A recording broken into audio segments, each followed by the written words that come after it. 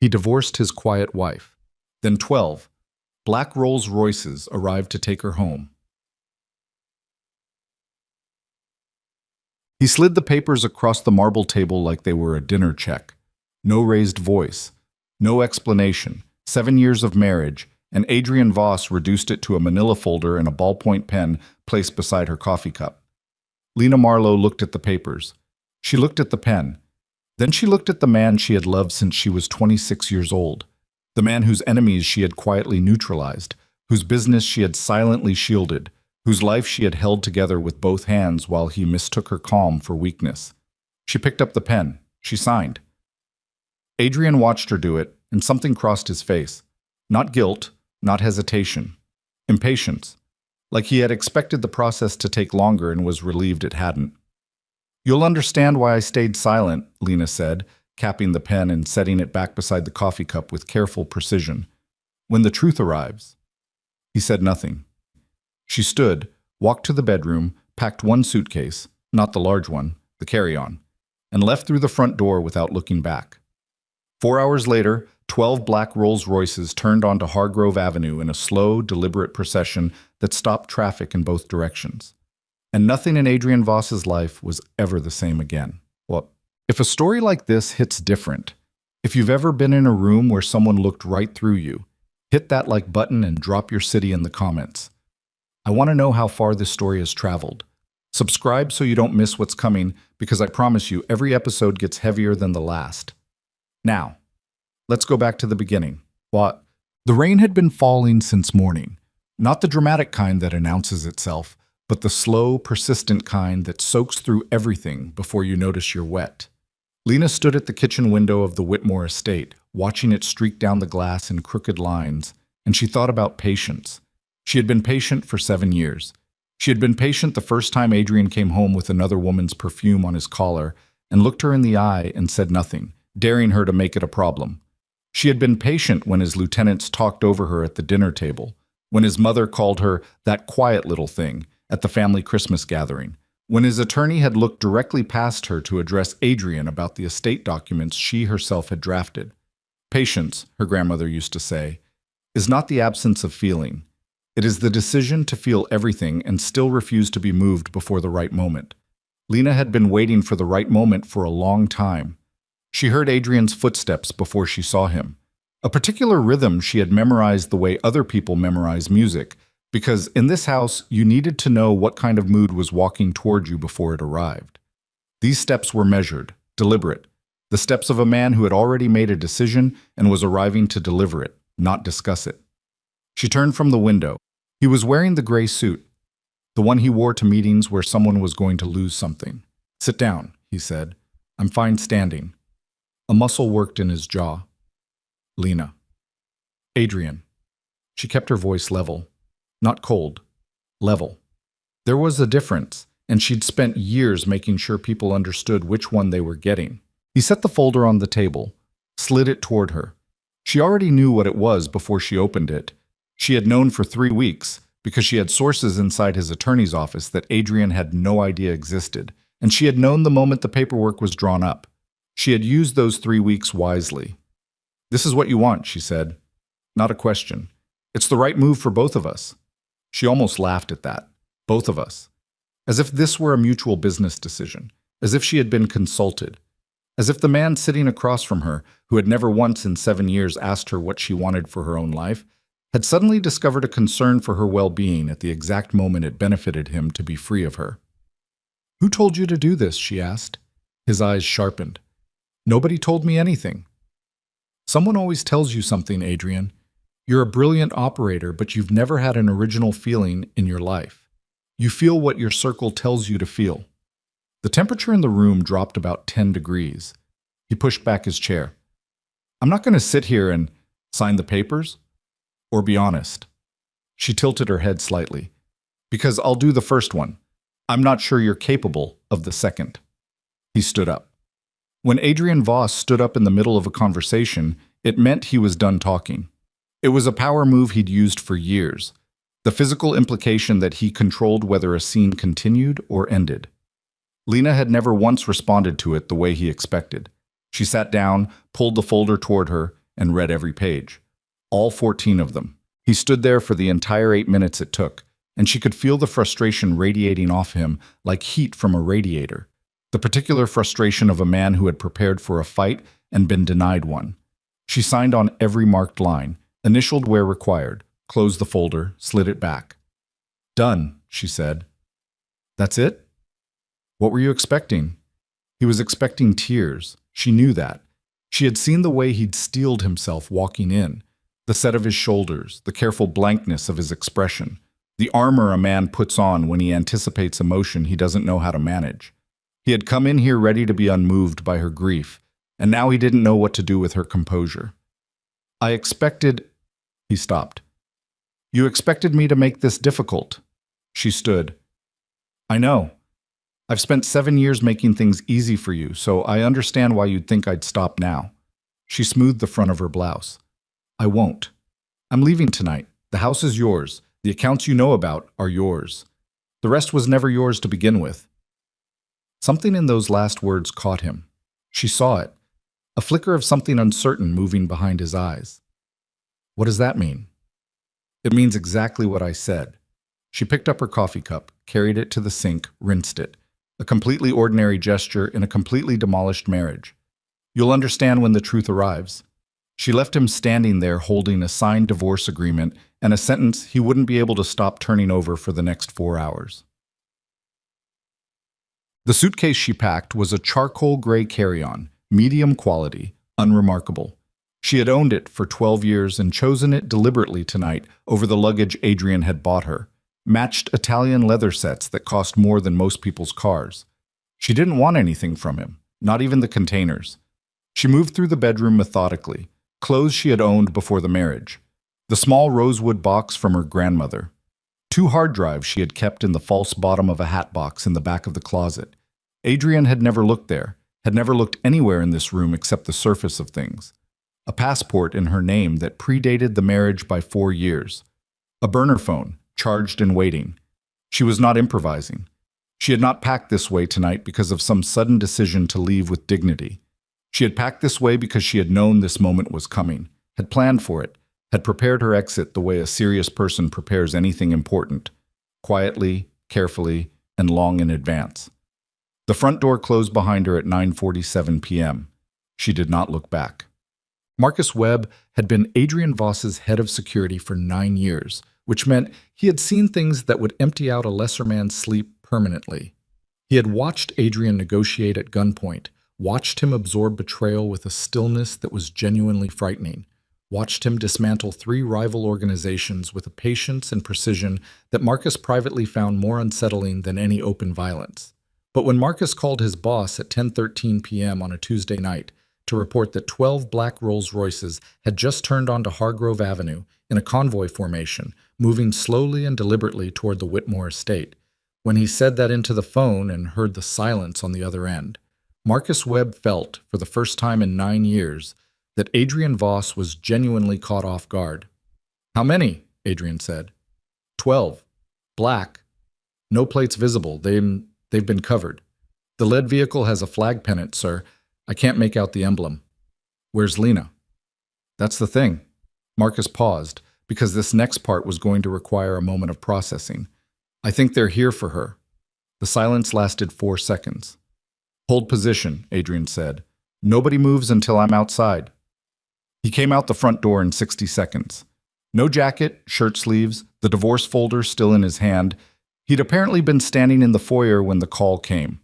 Marcus watched him take in the convoy with those flat, calculating eyes that never betrayed panic, but never entirely hid awareness either. The lead Rolls-Royce stopped. The rear door opened. A man stepped out. Mid-50s, silver-haired, built like someone who had been strong in his 30s and had simply decided to stay that way. He wore a black suit that had been cut specifically for his body. He walked toward Lena, who was standing on the driveway with her carry-on beside her, as if she had known exactly when to come outside. And he stopped about 3 feet from her and lowered his head in a gesture that was not quite a bow, but was absolutely a mark of deference. "Ms. Marlowe," he said, "your family sends their respect. We've been waiting." Lena nodded once. "Tell them I'm ready." She turned to look at Adrian then, just once, a single glance over her shoulder. Not cruel, not triumphant. The look of someone who had tried to warn a person and had accepted they wouldn't listen. Then she got into the car. The convoy moved. Marcus looked at his boss. Adrian was staring at the tail end of the procession as it turned off Hargrove Avenue and disappeared into the rain, and his expression was doing something Marcus had never seen it do before. It was doing nothing, absolute blank, stunned nothing. "Sir," Marcus said carefully, "do you want to know what I can find out about those plates?" Adrian didn't answer for a long moment. "Find out everything," he said finally. "Every single thing." The name Marlowe meant nothing to Adrian the next morning. It meant nothing to his attorney. It meant nothing to his 3 senior lieutenants when he put the question to them over black coffee in the East Conference Room with the rain still going outside. Then it meant something to one of them. Donovan Reese was the oldest of Adrian's inner circle, 61, white-haired, meticulous, the man who handled the financial architecture of everything Adrian's organization touched. He had been with Adrian's father before he was with Adrian, and he carried that history in his posture, a slight stiffness of the spine that came from decades of rooms where speaking incorrectly cost you something permanent. When Adrian said the name Marlowe and described the convoy, Donovan went very still. Not the stillness of someone who didn't know something, the stillness of someone deciding how much of what they knew they were willing to share. "Donovan," Adrian said. "I've heard the name," Donovan said. "How?" A pause. "Your father mentioned it once, years ago, in a context I didn't fully understand at the time." Adrian leaned forward. "What context?" "He said," Donovan set down his coffee cup. "He said that if you ever encountered the Marlowe name in a serious way, you should understand that they were the kind of people who don't arrive unless they've already determined the outcome." He looked at Adrian directly. He said they were not like us. He said they were the people that people like us don't see coming. The room went quiet. "My wife," Adrian said slowly, "was a Marlowe." Nobody spoke. "And none of you knew." More silence. The particular silence of a room full of people in the business of knowing things, realizing they had catastrophically not known something. "I want her background," Adrian said. "Full history. Who she was before I met her. I want to know everything, and I want it before this room empties." Marcus was already on his phone. What they found over the next 6 hours rearranged Adrian's understanding of the last 7 years so completely that he had to sit with it for a long time before he could make himself continue reading. Lena Marlowe, born Elena Simone Marlowe, 33 years old, was the only daughter of the late Conrad Marlowe, founder of what was known in certain circles as the Marlowe Alliance. Not a crime organization in the traditional sense, not a cartel, not a syndicate, not any of the structures Adrian understood. The alliance operated in the spaces between visible power, intelligence brokerage, financial negotiation, the kind of quiet institutional influence that took generations to build and could not be dismantled by force because it had no single center to strike. Conrad Marlowe had died 4 years before Lena met Adrian. He had left his daughter as his designated successor, and then, for reasons that took Marcus's team 3 hours to begin to unravel, she had walked away from it. She had not run from it. She had not been removed. She had walked away, deliberately, and gone quiet, changed her public profile, simplified her life, and eventually married a mafia boss who everyone in her previous world must have considered a significant step down. "Why?" Adrian said, reading the file. Marcus looked at him. "We don't know yet. That's the only question that matters right now, so figure it out." But even before the answer came, and it would come in pieces over the next several days, each piece worse than the last, something else was landing in Adrian's chest with a weight he hadn't anticipated. 7 years. 7 years of standing beside her at his meetings, quiet, attentive, the woman everyone talked past. 7 years of watching his associates look right through her. 7 years of him treating her like furniture that occasionally handed him useful information. The woman he had handed divorce papers to last night was the designated heir of one of the most influential shadow organizations in the Western Hemisphere. She had signed the papers without an argument, packed one suitcase, and walked out into the rain to wait for 12 Rolls-Royces she had apparently called herself. And all she had said to him, all she had offered, after 7 years, was 4 words: "When the truth arrives." Adrian sat alone in the East Conference room for 40 minutes after the others filed out. The file open in front of him, the rain still streaking down the windows, and the silence of a man who was beginning to understand, with the particular sick clarity of real self-knowledge, that he had made an enormous mistake. Not the divorce. He could have recovered from the divorce. He had made the mistake 3 years before the divorce and 5 years before it, and probably from the very first week of their marriage. The mistake of deciding he already knew who she was, and therefore never bothering to look again. The 12 Rolls-Royces had not come to retrieve a quiet, powerless woman. They had come to retrieve the one person in his life who had, without his knowledge or his gratitude, been standing between him and his enemies the entire time, and he had handed her a pen and told her to sign. His phone buzzed. Marcus. You need to see this. It's about the attack on the Rotterdam accounts. It was prevented 3 years ago, and it wasn't our people who stopped it. Adrian looked at the message for a long moment. Then he picked up his phone and called Marcus back. Tell me everything, he said. Sir, Marcus said carefully, you might want to be sitting down for this part. Adrian looked out the window at the rain. I'm sitting, he said. He wasn't, but he would be. The Rotterdam file was 43 pages long, and Marcus had printed all of it. He laid it on the conference table in front of Adrian at 2:17 in the morning, and neither of them sat down. They stood over it the way men stand over something they're not sure they want to touch. Like the paper itself carried weight. Like picking it up would make whatever was inside it permanently real. Walk me through it, Adrian said. Marcus pointed to the first page. 3 years ago, November. Someone moved against our Rotterdam accounts. Not a direct hit, a structural play. They were going to use a shell company registered in Luxembourg to trigger a regulatory audit that would have exposed the holding structure. If that audit had gone through, we were looking at asset seizure across 4 countries. I know about that audit, Adrian said. It was dropped. I assumed our attorneys handled it. Our attorneys filed the right paperwork, but the audit was dropped because someone reached out to the regulatory board chair privately and delivered information that redirected their attention to a competing entity. Marcus paused. That entity happened to be the front company of a man who had been trying to squeeze us for 2 years. Adrian looked at him. We benefited twice, Marcus said. The audit disappeared and a problem we hadn't figured out how to solve quietly solved itself.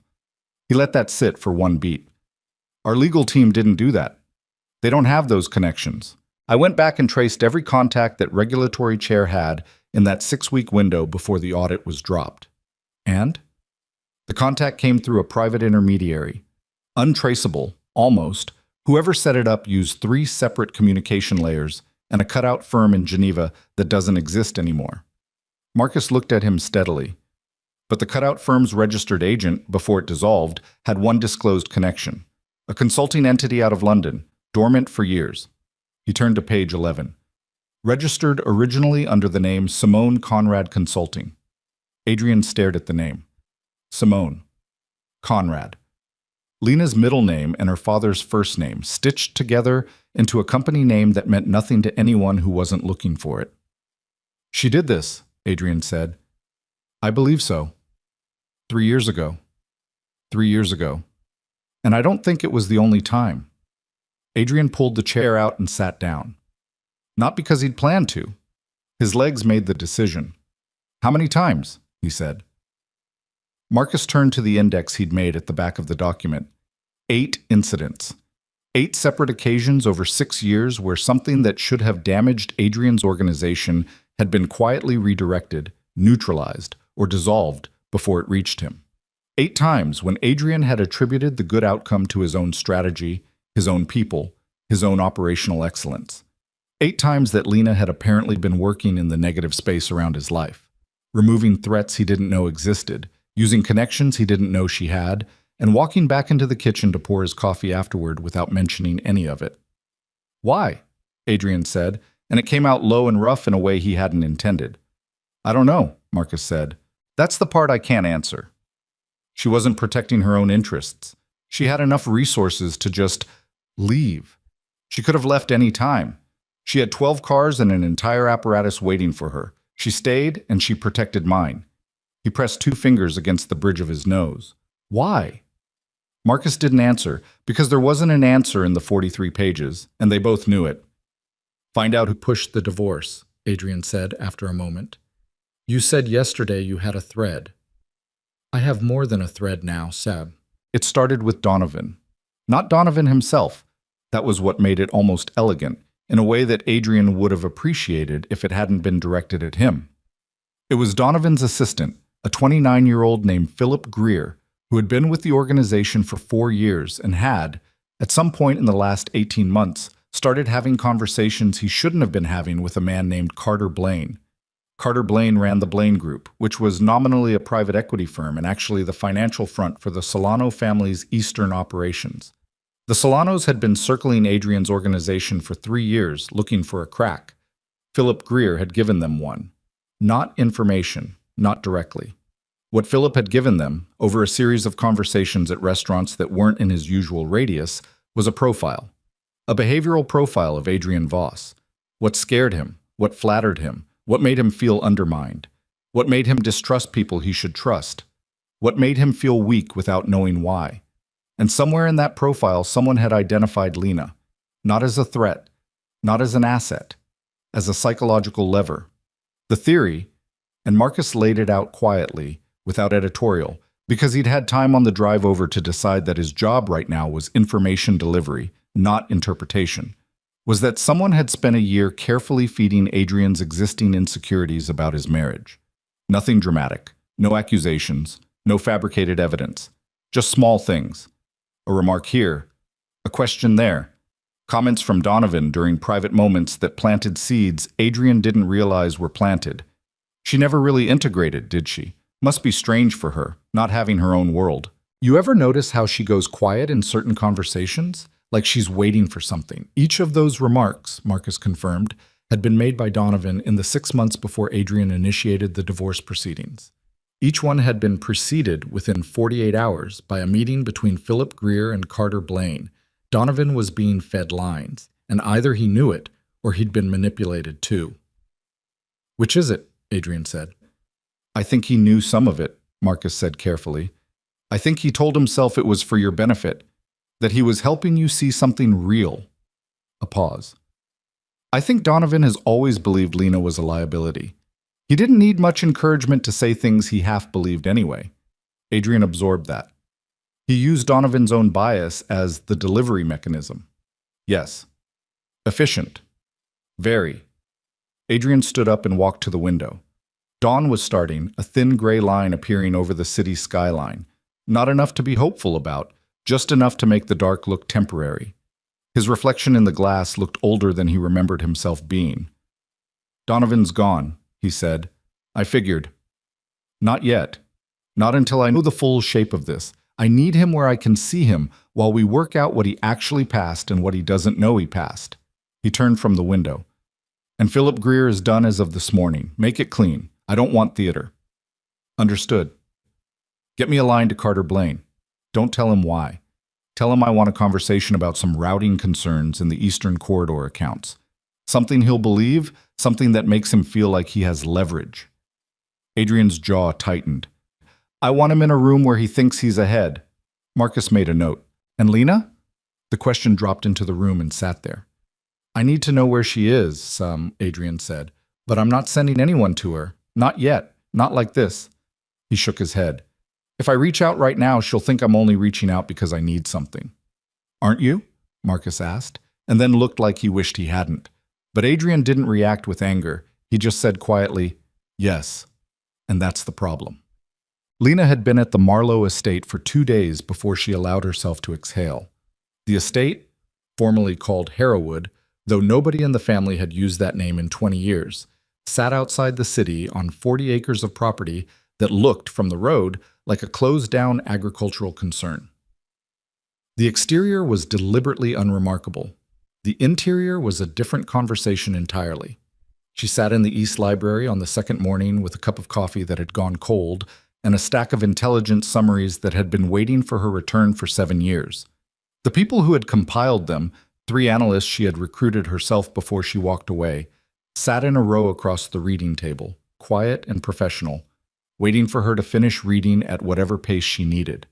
She had trained them well. They knew not to rush her. The summaries covered the period of her absence, 7 years of events she had tracked from a distance, through the narrow channels she'd maintained in secret while living in Adrian's house. There was more here than she'd been able to gather on her own. There were gaps filled in, connections made visible that had been invisible from where she was standing. And there, buried in month 19 of the summary stack, was the name Carter Blaine. She set down her coffee cup. When did Blaine first make contact with anyone connected to the Voss organization? She asked. The nearest analyst, a woman named Sarah, 30, methodical, the best reader of network structures Lena had ever worked with, didn't have to check her notes. First documented contact was 22 months ago, indirect. He used a broker named Greer, who had been placed inside the Voss organization approximately 2 years prior. Placed, Lena said, not recruited in situ. Placed. Yes. Greer was brought in with a specific brief. We believe his primary function was profiling. Lena was quiet for a moment. And the end objective? Isolation, Sarah said simply. They wanted Voss alone, without anyone in his inner circle who had independent resources or independent loyalty. Without me, Lena said. Without you specifically. You were identified as the primary stabilizing element in the organization's external threat response. Removing you removed the defense architecture they couldn't attack directly. Lena thought about that for a moment. Not with grief. She was past grief about this particular reality. She'd understood it for at least a year before the divorce papers arrived. What she was thinking about was timing. They moved when they did because they knew I was close to leaving anyway, she said. Sarah looked at her carefully. We think so. Someone in the Blaine network had visibility into the domestic situation. They accelerated the pressure campaign when they detected that the marriage was already under strain, which meant someone had been watching her marriage from the inside. Not just Philip Greer building a profile, someone with actual proximity, someone who could see the strain without being told about it. That narrowed it considerably. Lena picked up the summary and turned to the section on Donovan Reese. She had known about Donovan for 4 years. She had known he disliked her, which was fine. Plenty of people disliked her and conducted themselves professionally regardless. What she had known, and had not been able to fully prove until now, was that Donovan's dislike had become operational. He had started making choices designed to limit her influence. Small things, each deniable individually. Collectively, they told a story. The story was, Donovan Reese had been quietly working for 2 years to ensure that when Lena finally left, Adrian would not understand what he was losing until it was too late. Donovan hadn't conspired with Blaine for money. She was almost certain of that. He'd conspired because he believed, with the absolute conviction of a man who had never once questioned his own judgment, that he was protecting Adrian from a woman he'd never understood and never trusted. That was almost worse than if it had been for money. Sarah, she said, what does Adrian know right now? As of 6 hours ago, his security lead was running traces on the Rotterdam file. He knows about Rotterdam. He may be at the Greer connection by now. So he's finding it. He's finding it. Lena nodded slowly. Good. I want him to find it himself. All of it. She set down the summary. If I hand it to him, he'll be grateful, and then he'll resent the gratitude. If he finds it himself, he'll understand it differently. She stood up, walked to the window. The grounds were quiet in the early morning. The security detail her family had maintained in her absence moved in patterns she recognized, the same patterns she'd designed. That steadied her. He's going to contact me, she said, probably within the next 3 days. He's going to think he's ready to have a conversation. And is he? Sarah asked. Lena looked at the grounds for a moment. No, she said. But he'll think he is, which is its own kind of progress. Carter Blaine walked into the meeting on Thursday afternoon looking like a man who had already decided how the conversation would end. That was his first mistake. In Adrian's experience, the people who decided ahead of time how a conversation would end were the people who hadn't accounted for the possibility that the other person in the room was smarter than them. Adrian met him in the private dining room of a club that was technically neutral territory, which both of them understood to mean that the politeness was performative and the recording equipment wasn't. Blaine was 54, broad across the shoulders, with the cultivated ease of a man who had spent his adult life in rooms where everyone deferred to him. He shook hands with Adrian like an equal, which told Adrian everything about how Blaine had assessed the power differential since the divorce. He'd assumed Adrian's standing had dropped. Good to finally sit down, Blaine said. Been a long time coming, Adrian agreed pleasantly. They ordered. They talked about nothing for 12 minutes. The Eastern Corridor accounts, a routing question, the kind of conversation Adrian could have in his sleep. He watched Blaine throughout, watched the way the man's eyes moved, the small expressions that crossed his face when he thought Adrian wasn't tracking him. Blaine was pleased with himself. That was the primary thing. He had the particular glow of a man who had executed a plan successfully and was now in the comfortable phase of enjoying the aftermath. How are things settling down for you? Blaine asked, with the tone of a man who had read somewhere that you should ask people about their lives. I heard you've been dealing with some organizational changes. Transition period, Adrian said. Any organization goes through them. Sure, Blaine nodded sagely. These things happen, especially when he stopped himself in a way that was obviously not stopping himself at all.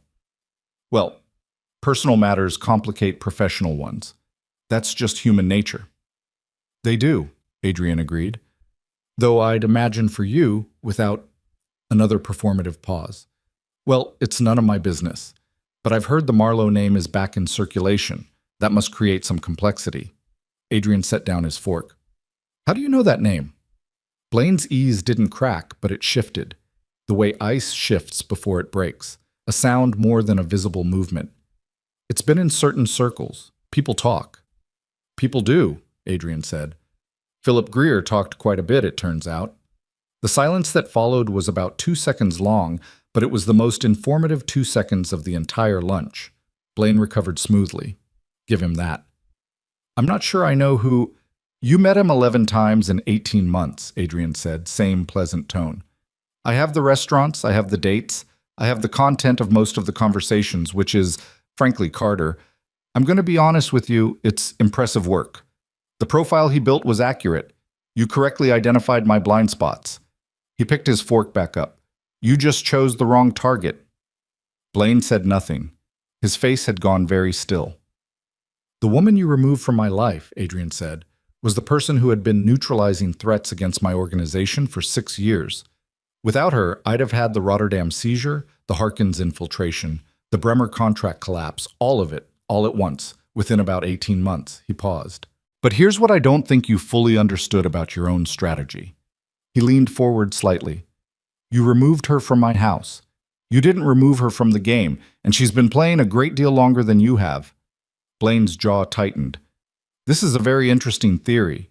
It's not a theory. I have the documents. I have the communication logs. I have Philip Greer, who is, presently, having a very different kind of conversation than this one. Adrian folded his hands on the table. What I want from you today isn't a confession. I don't need one. What I want is to understand who else is in this arrangement, because Carter, and I say this without any particular malice, if the answer is that this goes above you and you decided not to tell me, today is the last comfortable day you will have for a very long time. Blaine looked at him across the table. The easy confidence was gone. In its place was something older and less managed, a man doing very rapid calculations about which information kept him safer. There's a third party, Blaine said finally. I know there is. You don't know who. No, Adrian admitted. That's what you're going to tell me. Blaine was quiet for a long moment. He picked up his water glass, looked at it, set it back down without drinking. I don't know his name, Blaine said. That's the truth. I dealt with an intermediary.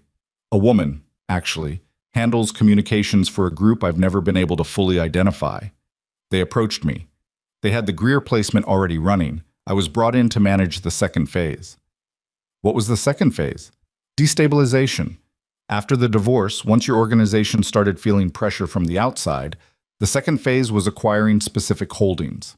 3 of your distribution network nodes and 2 financial instruments that would be vulnerable if your cash flow was interrupted. He paused. It was supposed to happen fast, within 60 days of the separation. And it didn't happen because the Marlowe Alliance apparently anticipated it, Blaine said flatly. I had counterparties pulling out of agreements they'd committed to, paperwork disappearing. 2 of my legal intermediaries suddenly citing conflicts of interest and withdrawing. He looked at Adrian with an expression that was almost, despite everything, honest. Your ex-wife's people had already moved before the divorce was even finalized. I didn't know what I was dealing with until it was too late. Adrian sat back. The third party, a group Blaine didn't have a name for. An intermediary woman who managed communications for a structure that remained invisible even to the people it was using. Lena had anticipated it and moved defensively before the ink was dry on the papers he'd handed her. He thought about her face when she signed, the absolute steadiness of her hand. She'd known all of it. She had signed those papers knowing everything he was only now, 72 hours later, beginning to understand. She had let him sign them anyway. Adrian paid for lunch. He shook Carter Blaine's hand with the same professional neutrality he'd greeted him with. He walked out of the club into the afternoon light and sat in his car for several minutes before he started the engine. Marcus called. "The third party," Adrian said before Marcus could speak. "Blaine doesn't have the name, but I think I know someone who does." "Lena," Marcus said. "She's known about this entire thing." Adrian started the car. She knew who built it, she knew what they wanted, and she moved to block the second phase while she was still signing my divorce papers. Marcus was quiet for a moment. "Sir, if she knew all of this and she still, why didn't she just tell you?" Adrian looked at his own hands on the steering wheel. Because he wouldn't have believed her. He would have looked at his quiet wife bringing him information about a conspiracy against his organization, and he would have thanked her and handed it to Donovan to verify, and Donovan would have buried it, and that would have been that. She had known exactly what would happen if she told him, so she had handled it herself and said nothing, and signed his papers, and walked out to the driveway to wait for 12 cars she had called. "Set up a meeting," Adrian said. "She won't see you." "I know, set it up anyway. Send the request through proper channels, through her people, not mine." He pulled out of the parking garage. "Tell them I understand the nature of what I'm asking. Tell them I'm not asking because I need something." "Aren't you?" Marcus said, and it was the second time in 3 days he'd said exactly that. "Yes," Adrian said, "but this time I know the difference." He drove. The city moved around him, ordinary and indifferent, the way cities always were when the people inside them were having days that were anything but. His phone buzzed. A message from an unknown number, 3 words. "Not yet, Adrian." He didn't have to wonder who had sent it. He stopped at a red light and read it 3 more times. And the sick, certain knowledge settled into him like cold water. The knowledge that the woman he had spent 7 years underestimating was not waiting for his apology, was not holding her breath for his recognition, was not sitting somewhere hoping he would find his way back to her. She was conducting her own operation. She had been conducting it before the papers were signed, and she was conducting it now, and whether he was part of what came next or not was a decision that was entirely, completely hers to make. The light changed. Adrian drove, and for the first time in a very long time, he had no idea what happened next. The message stayed on his phone for 6 hours before Adrian allowed himself to respond to it. "Not yet, Adrian." He read it the way you read something that reorients your sense of where you are, slowly, repeatedly, the meaning shifting slightly each time as new information settled underneath it. She had his number. Of course she had his number. She had probably had a secondary line into his communications infrastructure for years, and he had never noticed because he had never looked for it, had never thought to look for it, because you don't look for a thing you've already decided isn't there. He put the phone face down on his desk at 4 p.m. and left it there until 10. Then he typed back, "When?" The response came 40 seconds later, which told him she'd been watching for it. "When I decide you're ready, not when you decide you are." He didn't respond to that one. There was nothing to say to it that wouldn't make him sound like a man arguing from a position of zero leverage, which was, accurately, the position he was in. He went to bed at midnight. He did not sleep. Donovan Reese arrived at the office at 8 a.m. on Friday the way he always did. Coffee from the place on the corner, the Financial Times folded under his arm, the look of a man whose life proceeded according to plan. He had maintained that look for 40 years. It was essentially structural at this point, built into the way he carried himself, indistinguishable from his actual face.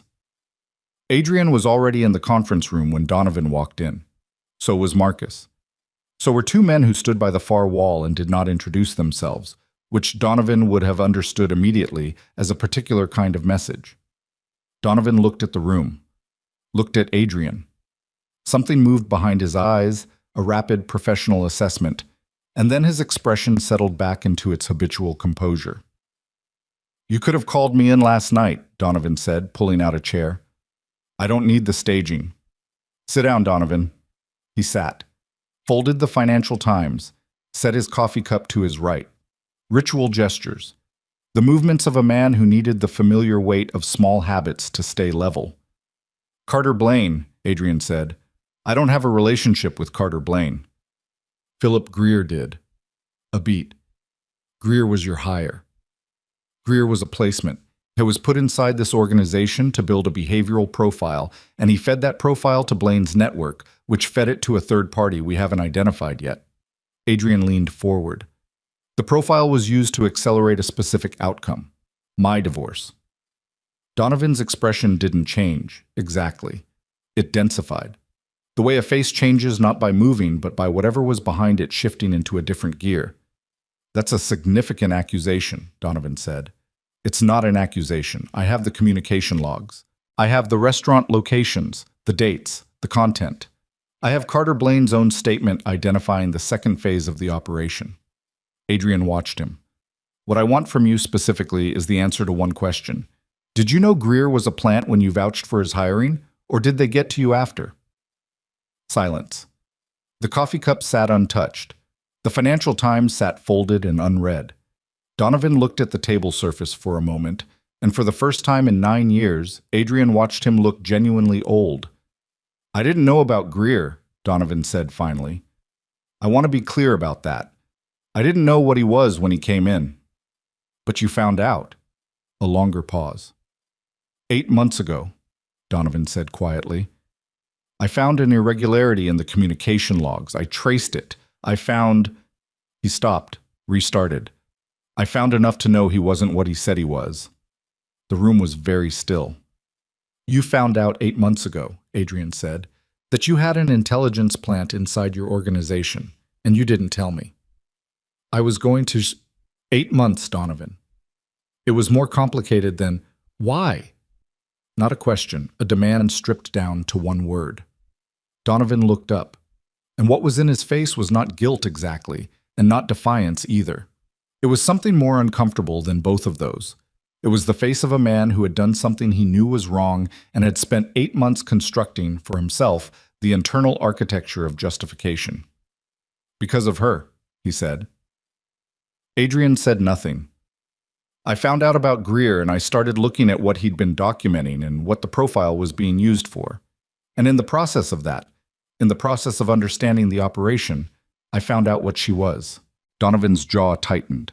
What she had been, the whole time. Who her family was. What she was connected to. What she had been doing inside your organization without your knowledge. She was protecting me.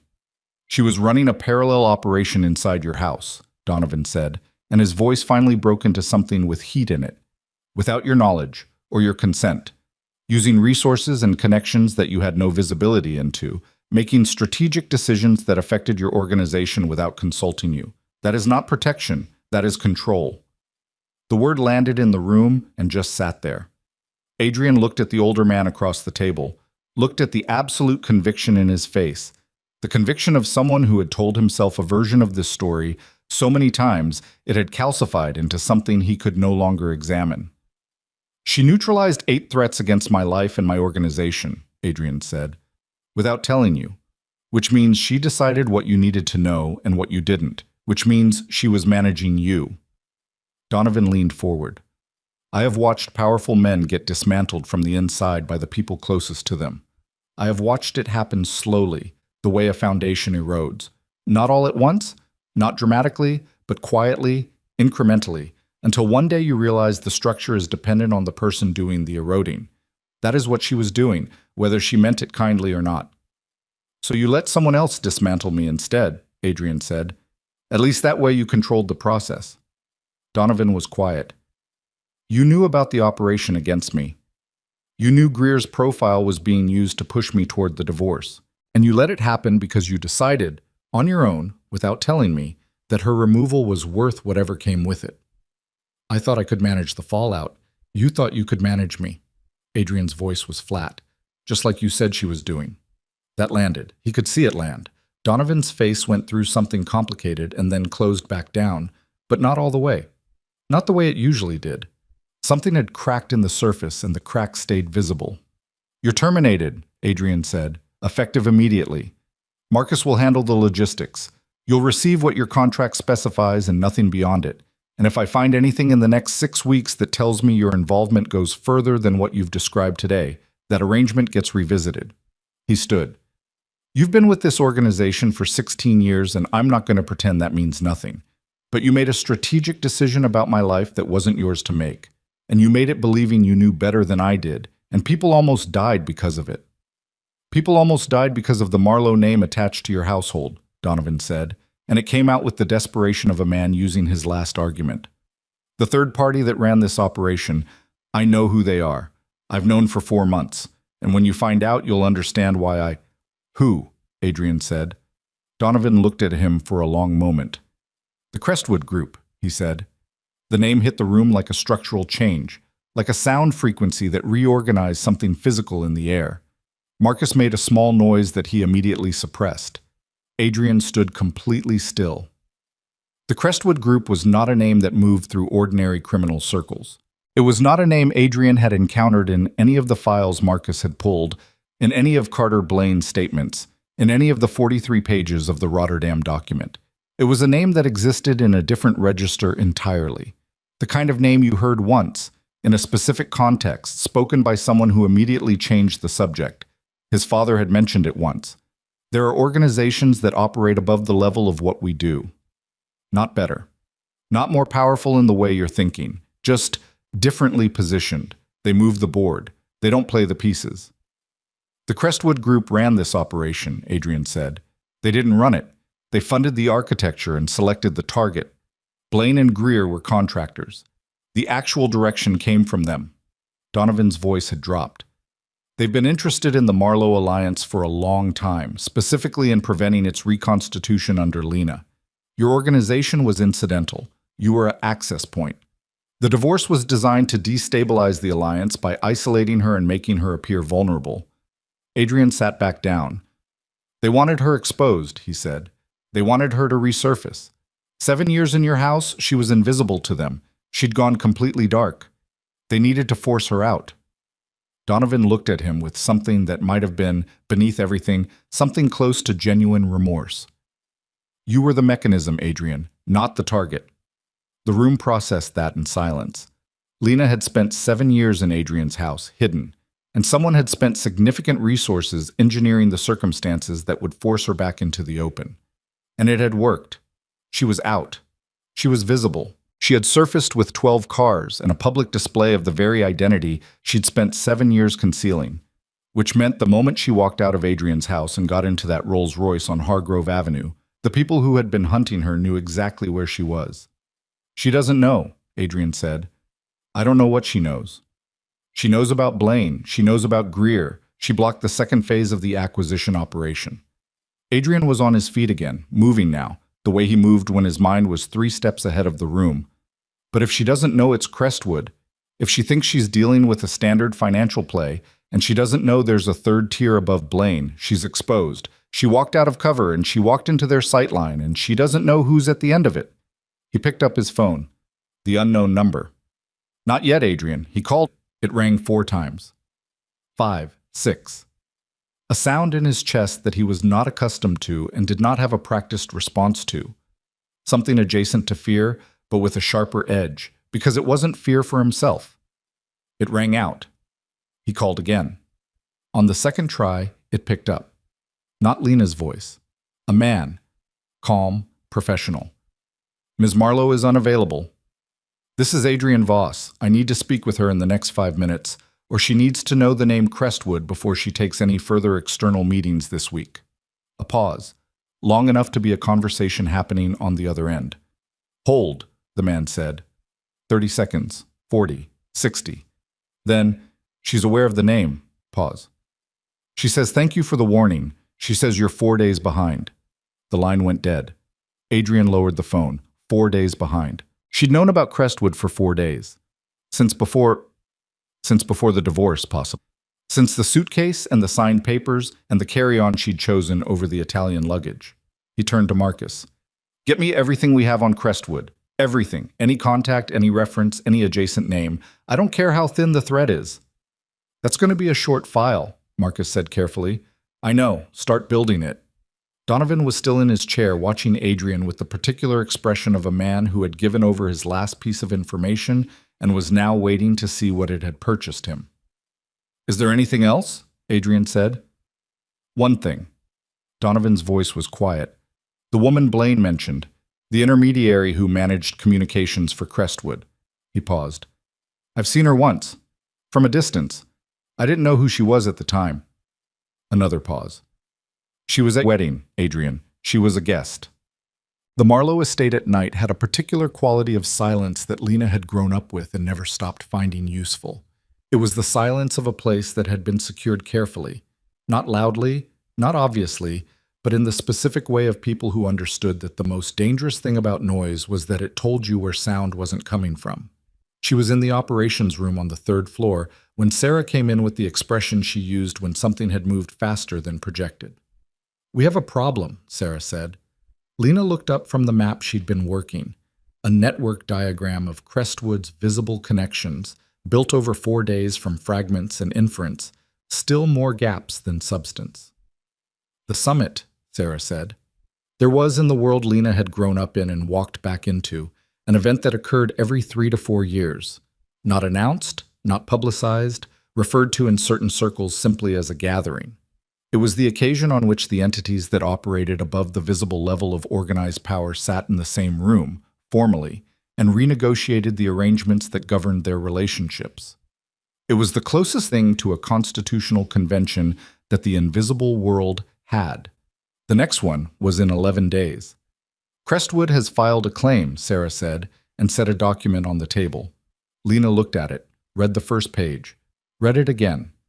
The claim was a formal allegation, filed under the protocols of the gathering, that the Marlowe Alliance had violated the terms of its inactive status by conducting unsanctioned intelligence operations during the period of Lena's self-imposed withdrawal. Specifically, and this was the part that made the air feel thinner, the claim alleged that Lena had used her position inside the Voss household to conduct covert operations on behalf of the Alliance without registering the activity, which under the gathering's protocols was a sanctionable offense. The sanction being requested was dissolution, not of her leadership, of the Alliance itself. Lena sat down. They can file this, she asked, and her voice came out steadier than she felt. Under Article 9 of the Standing Protocols, any recognized entity can file a dissolution claim against an Alliance member that has been inactive and subsequently reactivated if they can demonstrate unauthorized activity during the inactive period. Sarah paused. The activity they're citing is your protection work on the Voss organization, the covert neutralization of the Rotterdam action, the Harkins infiltration, the Bremer contract, everything you did to protect him. They're citing it as evidence of unauthorized Alliance activity. The things I did to help him, Lena said slowly, are the things they're using as the legal basis to destroy my family's organization. Yes. The room was very quiet. The elegance of it was genuinely nauseating. 7 years of quiet, careful work. 8 incidents of protection, each one chosen not because it served the Alliance's interests, but because she had loved a man and had tried to keep him safe while being invisible about it.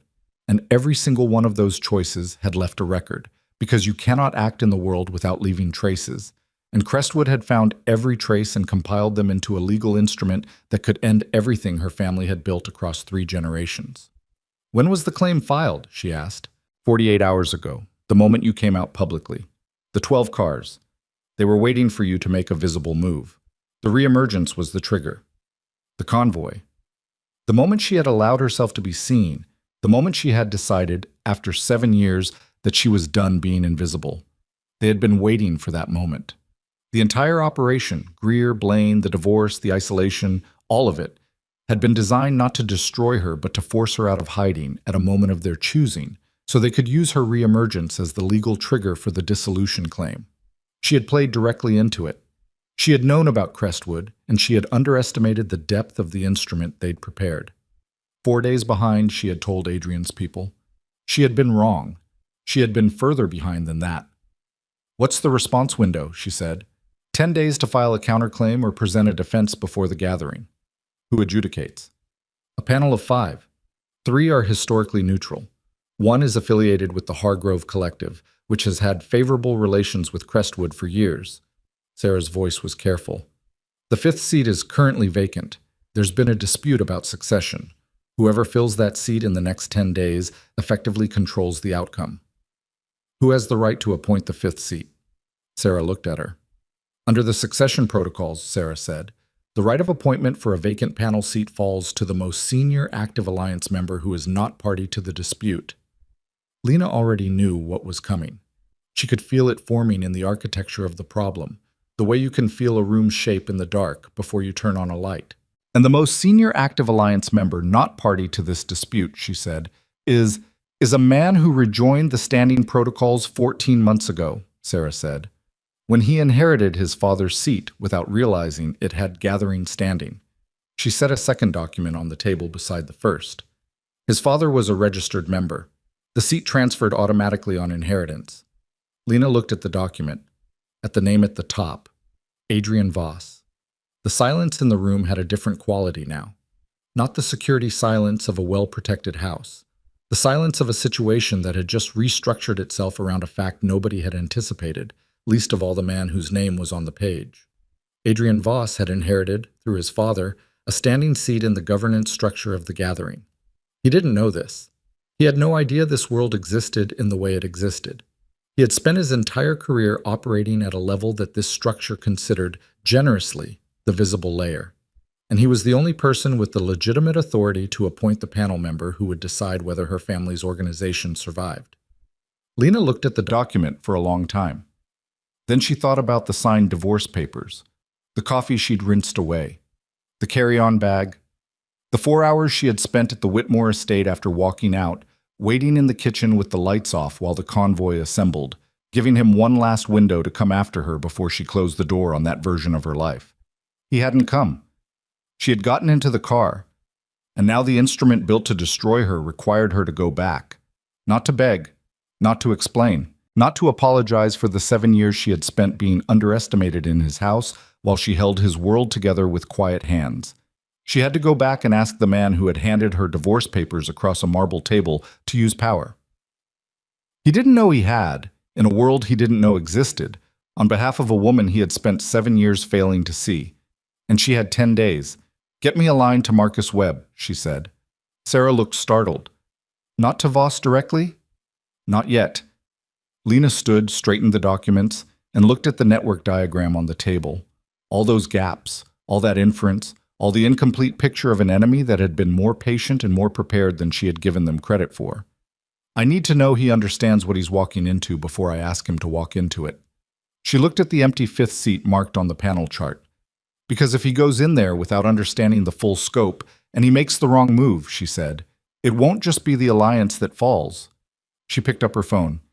It'll be both of us. Sarah left the room without being asked. That was the thing about people Lena had trained herself. They understood when a phone call required the particular privacy of a woman who was about to do something that cost her something. Marcus picked up on the second ring. I was wondering when you'd call, he said. Not surprised, not smug, just a man who had been doing this long enough to know when convergence was inevitable. How much does he know about the gathering protocols? Lena asked. A pause. Nothing. He didn't know his father had standing until about 40 minutes ago when I pulled the inheritance documentation. He's been sitting with it. How is he sitting with it? Quietly, Marcus said, which for him means badly. She almost smiled at that. Almost. He needs a briefing before I'll meet with him. Full scope. Crestwood's history, the claim, the panel structure, what the 5th seat means. I need him informed, not reactive. He's not going to like receiving a briefing from your people. He doesn't have to like it. He has to understand it. She paused. Can you get him to accept it? If I tell him it comes from you, yes. Then tell him. And after the briefing, she looked at the panel chart on the table, the empty seat, the 10-day window narrowing by the hour. After the briefing, she said, I'll meet him. Neutral ground. Not his house. Not mine. He'll agree to anything you name. I know, she said, and the flatness in her own voice surprised her slightly. Not coldness, but the specific exhaustion of a woman who had spent years being the one who managed everything quietly and was now being asked to manage one more thing, the hardest thing, in the least amount of time. She ended the call, sat alone with the documents and the diagram, and the sound of the estate settling around her in the dark. She thought about something her father had told her once, when she was 17 and already learning the shape of the world she'd been born into. They had been sitting in this same room, at this same table, and he had been showing her a network diagram not unlike the one spread in front of her now, and she had asked him what you did when the architecture of a problem required you to trust the one person you had the least reason to trust. He had looked at the diagram for a long time before answering. "You don't trust the person," he had said. "You trust the necessity. The person is just the instrument the situation selected. Your job is to make sure the instrument is properly prepared before you put it to use." She had spent the last 10 years thinking he was right about most things. She was less certain about that one tonight. Adrian read the briefing document in one sitting, which took 2 hours and 20 minutes, and he did not speak once during that time. The analyst Lena had sent, a quiet man named Holt, late 40s, the kind of professional stillness that comes from years of delivering information to people who react unpredictably, sat across the conference table and answered every question Adrian asked with precision and no editorializing, which Adrian recognized and respected even in the middle of everything else he was processing. His father's seat, the gathering, the panel, the claim, the dissolution instrument built from the records of every quiet thing Lena had done to keep him safe. When he finished reading, Adrian set the document down on the table and pressed both hands flat against the surface and looked at the wall for approximately 90 seconds. Then he said, "The fifth seat appointment. Walk me through what it requires procedurally." Holt walked him through it. A formal declaration filed with the gathering secretariat, naming the appointee. The appointee had to meet 3 criteria: recognize standing in their own right, no conflict of interest with either party in the dispute, and acceptance of the role's neutrality obligations for the duration of the panel. "If I appoint someone compromised," Adrian said, "the claim succeeds." "Correct." "If I appoint someone genuinely neutral with real standing, the panel balance shifts against Crestwood's position." "That is the assessment, yes." "And Crestwood knows I have this appointment right." "They have known since the inheritance documentation was filed 14 months ago. It's part of why the operation was structured as it was." Holt paused, with the care of a man delivering a difficult piece. "You were not an incidental access point, Mr. Voss.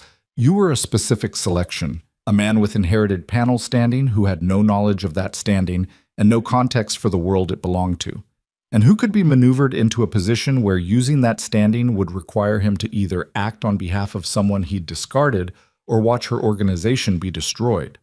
Adrian looked at him. "They built the entire operation around the appointment.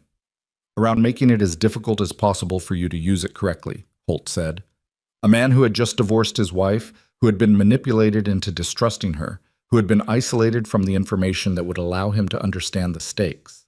That man, when he finally learned he had the power to intervene, would be the least credible and least motivated person to do so." The room was very still. "She knew this," Adrian said. "Miss Marlowe has known about your inherited standing for approximately 8 months. 8 months.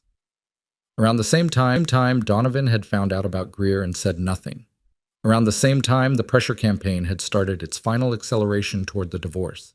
She had known for 8 months that the end game required him, and she had signed his papers anyway, and she had gotten into the car, and she had sent him a 3-word message telling him he wasn't ready yet.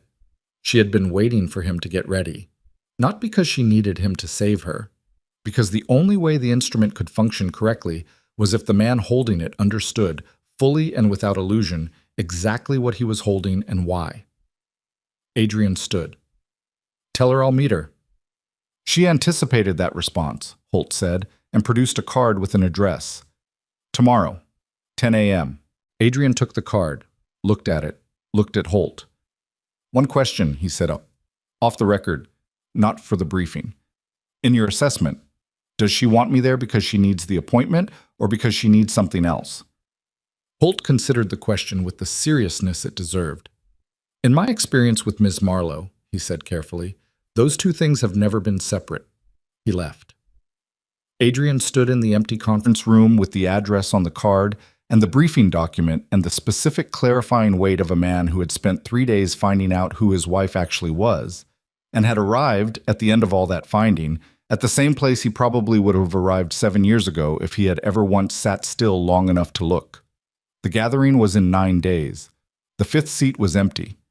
And somewhere across the city, in a house that had been waiting for her return for 7 years, the woman he had handed a pen to was sitting with documents that could end 3 generations of her family's work, waiting to see if the man she had quietly protected across 7 years of being invisible could manage, just once, to show up for her the way she had always shown up for him. He put the card in his pocket.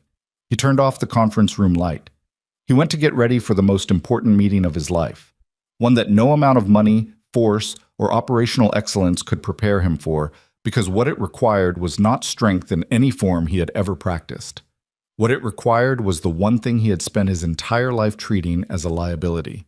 The address on the card was a building Adrian had driven past 100 times without registering, a 4-story structure in the financial district that presented itself as an architectural firm, the kind of place with a discreet brass nameplate and windows that reflected the street back at you without letting you see inside.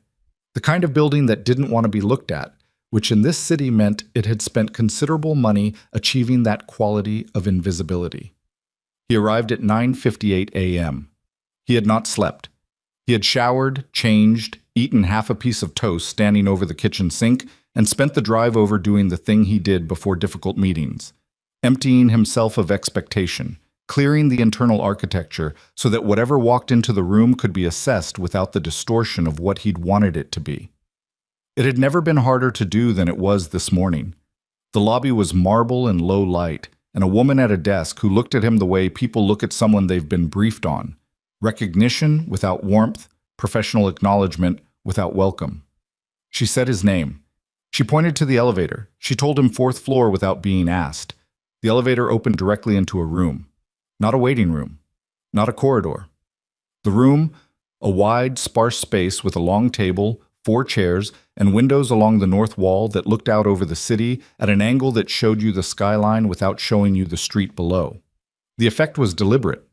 You could see far, but you couldn't see down. You were oriented toward distance, not ground. Lena was standing at the window when he walked in.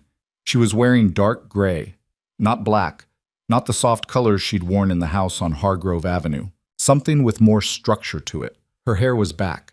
She looked like herself, Adrian realized. Not the version of herself she'd worn for 7 years in his house. The softer presentation, the careful diminishment. She looked like the person she actually was. And the difference was not dramatic in any single visible way, but was total in its overall effect.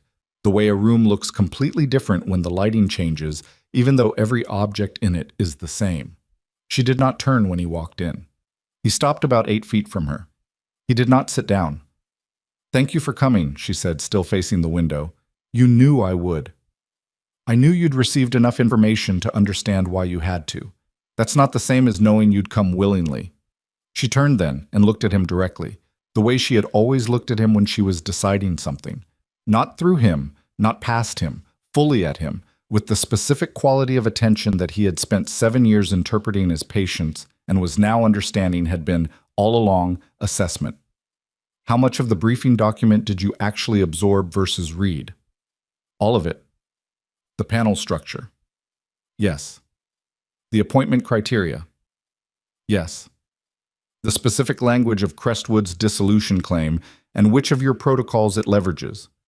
Yes, Lena. His voice came out rougher than he'd intended. I read the document. I understand the situation. She studied him for a moment. Then she moved to the table and sat, and gestured at the chair across from her, and he sat. And for a moment they were just 2 people at a table in a room above the city, which was both completely ordinary and the most charged situation he had been in his entire adult life. The appointment has to be filed within 8 days, she said. The appointee needs to be someone with legitimate standing who Crestwood cannot successfully challenge as conflicted. I have 3 candidates. She slid a single sheet across the table. I need you to choose. He looked at the sheet. 3 names, 3 paragraphs of background each, precise and spare. You need me to choose, he said. The appointment is yours. I can advise, but I cannot make it. If I select the name and you simply rubber stamp it, Crestwood will challenge the appointment as directed rather than independent, and the Secretariat will likely sustain the challenge. So it has to visibly be my decision. It has to actually be your decision. There's a difference. She folded her hands on the table. I'm not asking you to be a mechanism. I'm asking you to look at those three names, understand what each of them brings to the panel, and make a judgment. Adrian looked at the sheet. The three names. He read carefully. Not fast, not performing thoroughness, actually reading. The first name was a man with deep historical ties to two of the three neutral panel seats, which meant his appointment would consolidate the neutral bloc, but potentially read as alliance building rather than genuine independence. The second was a woman with impeccable standing and no visible connection to any party in the dispute, which was almost too clean. In Adrian's experience, people with no visible connections had invisible ones, and invisible ones were the ones that moved at critical moments. The third was a man named Callum Reese, no relation to Donovan, who had been inactive in gathering affairs for 11 years following a dispute of his own, had returned to standing status 8 months ago, and had a documented history of ruling against Crestwood-affiliated entities in 3 separate matters over 2 decades. Callum Reese, Adrian said. Lena's expression moved slightly. Why? Because the first one consolidates too visibly and gives Crestwood a structural argument against the bloc.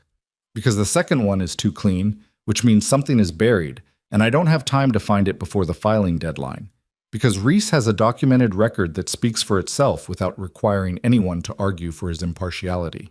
He set the sheet down. And because he's been watching Crestwood operate for 20 years, and he came back to standing status 8 months ago, which is when they filed the inheritance documentation on my father's seat, he came back because he saw this coming. The room was quiet. You read the document, Lena said. I told you I did. She looked at him for a long moment. The full attention look, the assessment he now understood for what it was. Reese was my recommendation, she said. I didn't put him first on the list because I didn't want you to default to the first name. I know, he said. You put him third. Something shifted in her face. Not softness, something more complicated than that. The expression of a person recalibrating. File the appointment today, she said, before close of business. Crestwood will know within hours. Once they know Reese is on the panel, the shape of the next 8 days changes. How does it change? They'll move against the documentation directly. Try to challenge the evidentiary basis for the protection activities they're citing. She leaned forward slightly, which means they'll need to access records they don't currently have, which means they'll try to get into our systems in the next 72 hours. Or mine, Adrian said, or yours. The Rotterdam documentation is in your archive. The Harkins and Bremer files are split between your records and ours.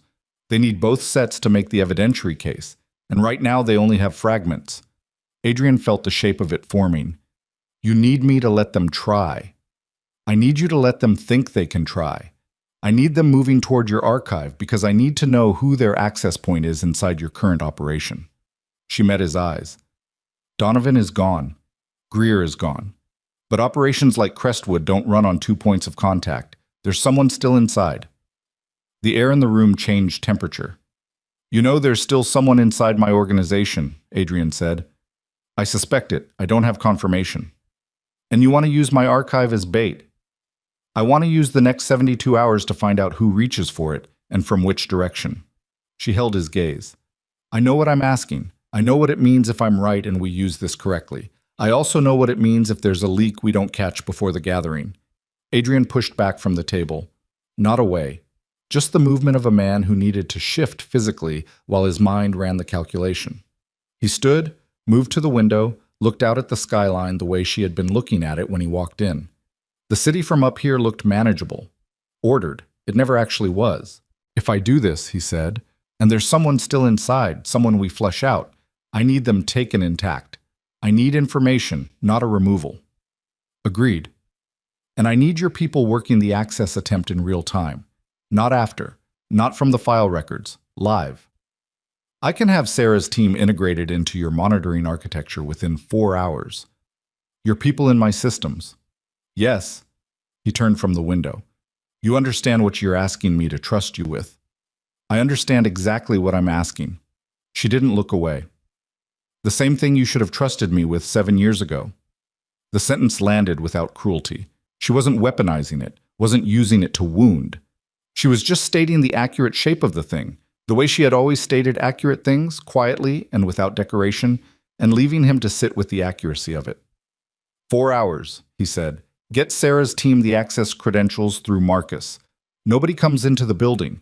Remote integration only until I say otherwise. Understood. And Lena. He stopped. The woman. The Crestwood intermediary who was at our wedding. I need her name. Lena was quiet for a moment. I've been trying to confirm that for 4 months, she said. But you have a candidate. Another pause. Longer. Her name, Lena said carefully, is Diana Voss. The name fell into the room like something dropped from a height. Adrian stood absolutely still. My father's sister, he said. She died. She died in 2009. There was a reported accident, Lena said, in Portugal. The body was identified by a single witness and cremated within 48 hours under a public health provision. She held his gaze steadily. I found the witness 3 months ago. He's been living in Montenegro under a different name. He confirmed the identification was false.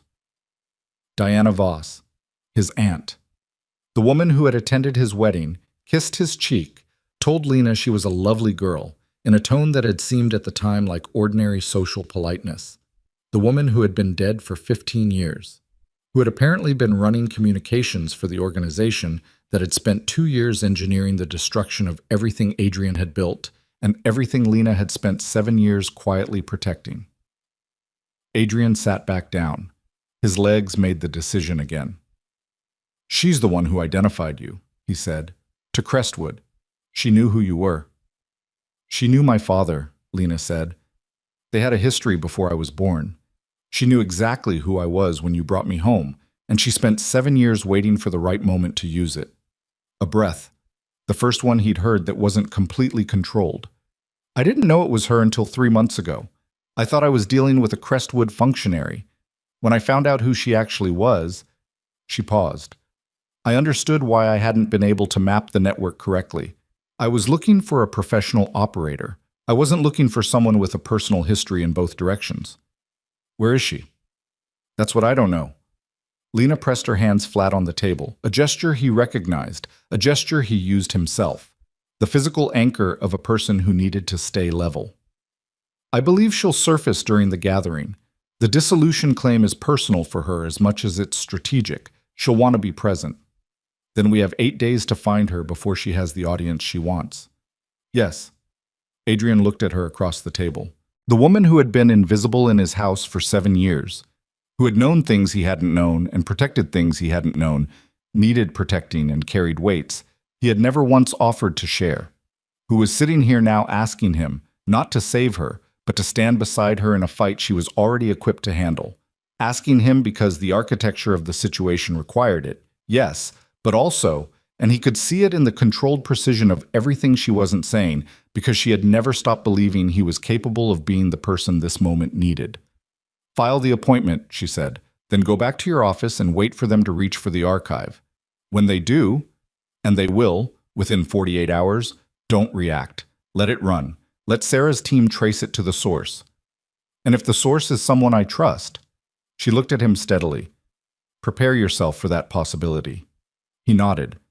Once, the nod of a man who was done negotiating the terms of commitment and was simply committed. He stood to leave. Adrian. He stopped. She was looking at the table, not at him, and for just a moment, one unguarded second between one breath and the next, she looked exactly like the woman who had stood at a kitchen window watching rain streak down glass and thought about patience. I know why you signed those papers the way you did, she said. I know what was in your head. I want you to know I'm not operating from anger. I stopped being angry about it a long time ago. He waited. But I need you to understand something before this goes any further. She looked up. If we get through this, if the claim fails and Crestwood loses the panel and Diana surfaces, and we handle what happens when she does. When all of that is done, I'm not going back to Hargrove Avenue. I'm not going back to standing behind you at your meetings. I'm not going back to any version of what we were.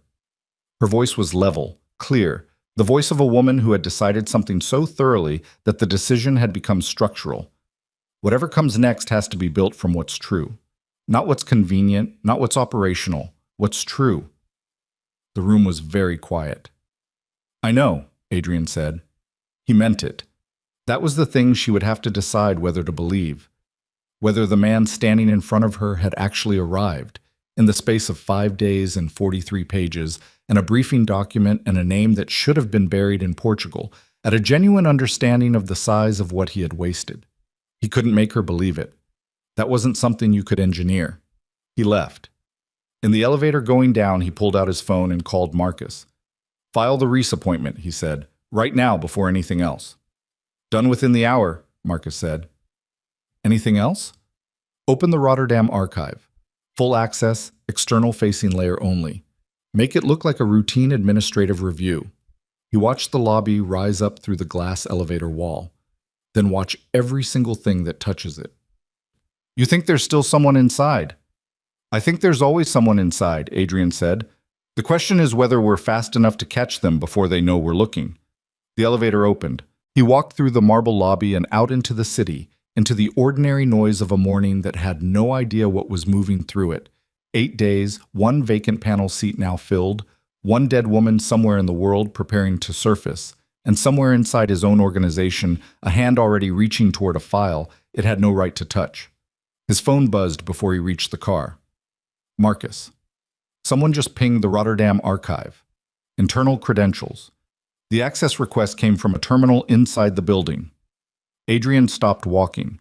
The credentials belong to a user account registered 18 months ago under the name of your personal legal attaché.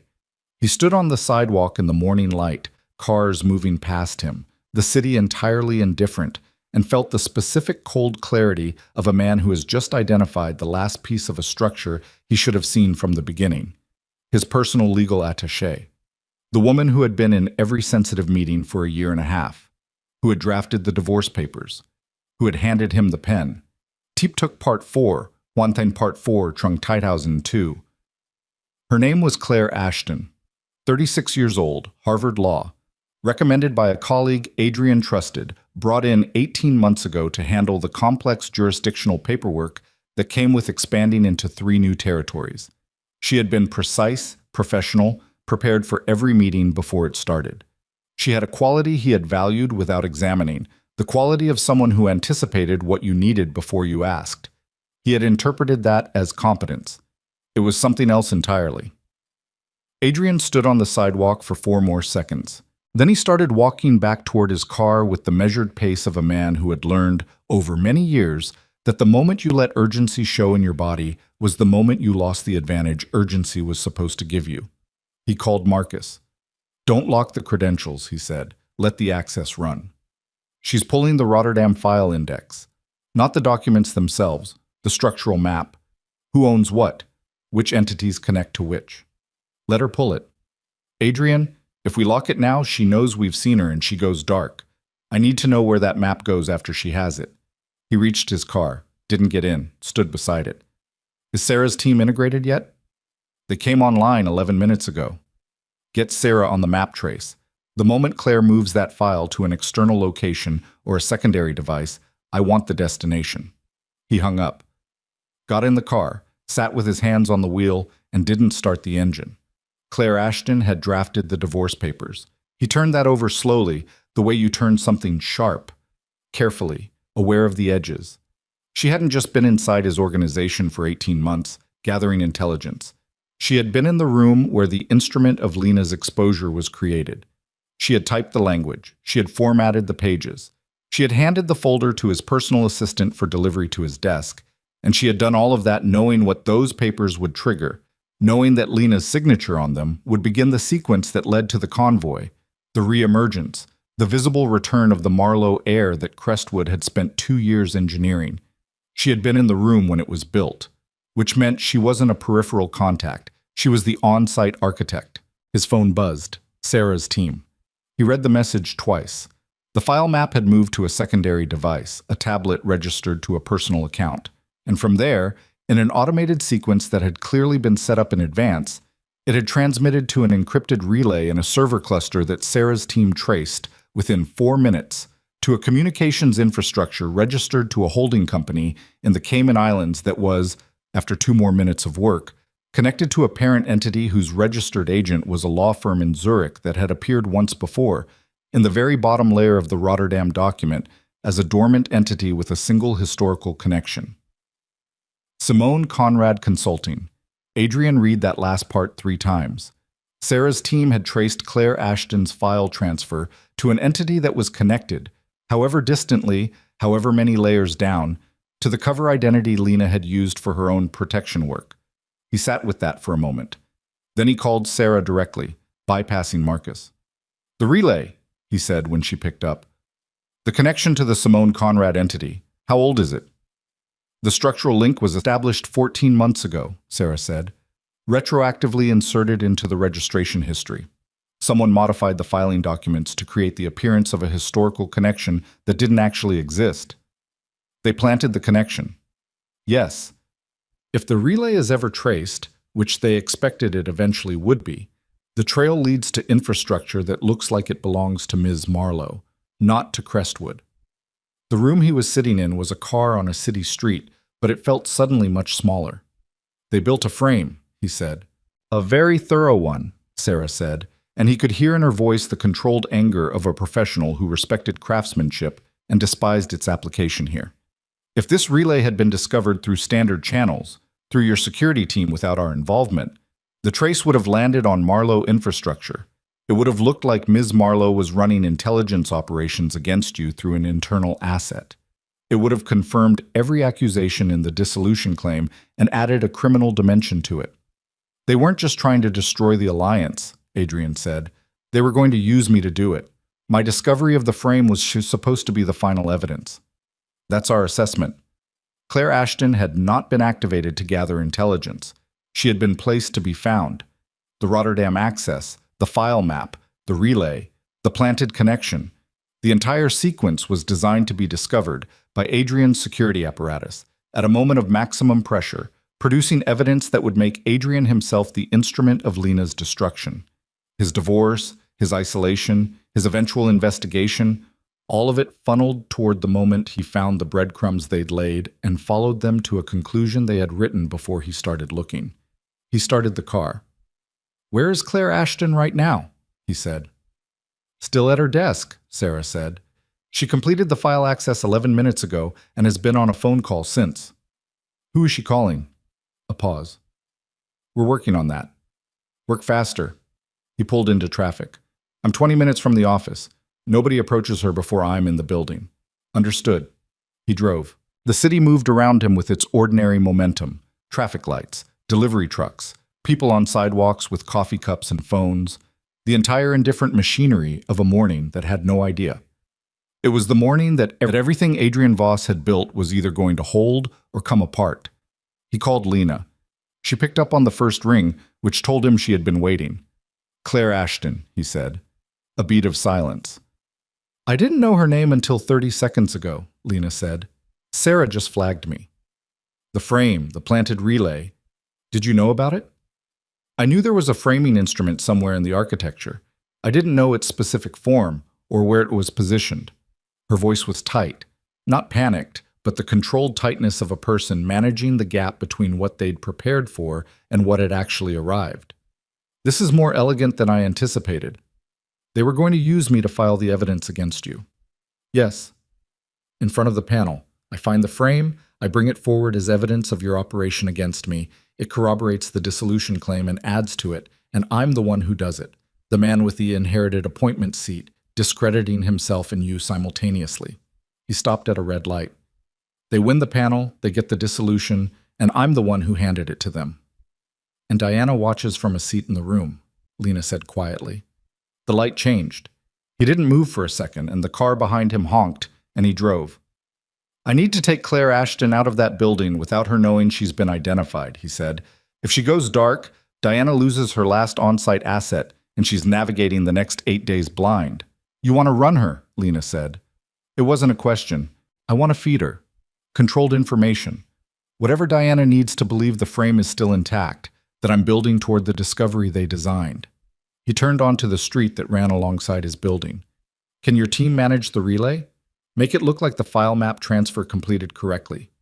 Even if we intercept Claire before she can confirm, Sarah can do that. Then I need Claire Ashton in a room with me in the next 30 minutes, and I need her to walk out of that room believing nothing has changed. A pause. Adrian, Lena said. Yes. She's been trained for this. If you push too hard, she'll know. I know. She's been in your orbit for 18 months. She knows how you operate. I know that too. He parked. Sat for a moment. That's actually the only advantage I have right now. She's built a model of how I behave. I'm going to behave exactly like that model predicts, right up until the moment it matters that I don't. He could hear Lena processing that. Call me when you're out of the room with her, she said. There's one more thing, he said. The gathering. Diana will be there. I believe so. Then we need to be there first. Not just represented, present. Both of us. He got out of the car. Whatever the protocols are for that. However it has to be arranged. I need to be in that room when she walks in, and I need her to see us together before she understands what that means. The silence on the line had a particular quality. The silence of someone who had been operating alone for a very long time, being offered something they had stopped expecting. I'll have Holt file the attendance documentation today, Lena said. Good. He walked toward the building entrance. Adrian. Her voice stopped him one more time, and he stood on the sidewalk with the phone against his ear and the morning light cutting hard across the glass facade of the building where Claire Ashton was sitting at her desk, believing she was invisible. Don't let her see it in your face. See what? That you know, Lena said. That's always the thing that gives it away, not the question you ask. The look you're wearing when you ask it. He thought about that. 7 years, he said quietly. You watched me walk into rooms. Every one, she said. You drop your left shoulder when you're angry. You go very still when you're afraid. And when you know something the other person doesn't know, you want them to know you know. You get a particular look around your eyes. What kind of look? The kind that costs you, she said. Don't wear it. He straightened his jacket, rolled his left shoulder back deliberately, arranged his face into the expression of a man arriving at his office on an ordinary morning with ordinary things on his agenda. I'll call you when I'm out, he said. He walked in. Claire Ashton was at her desk on the second floor, and she looked up when he passed her office. A brief professional acknowledgement, the look of an employee clocking their employer's arrival. Nothing in her face, nothing in her posture. 18 months of practiced invisibility, and she wore it as well as Lena had worn hers, which was the thing that made Adrian's chest tighten as he walked past with a neutral nod. He knew what it cost to be that invisible that consistently. He stopped in the doorway of her office. Claire, he said, I need a jurisdiction review on the Harkins documentation before end of week. Can you pull the original filing records and give me an assessment of the cross-border exposure? She looked up, professional, calm. Of course. I'll have it to you by Thursday. Today, he said pleasantly. Sooner if you can. A flicker, small, gone in under a second. I'll start on it now, she said. He nodded, moved on toward his own office. His hands were steady, his left shoulder was back.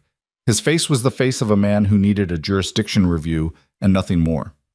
He sat at his desk, opened his laptop, and sent one message to Marcus and one to Sarah simultaneously.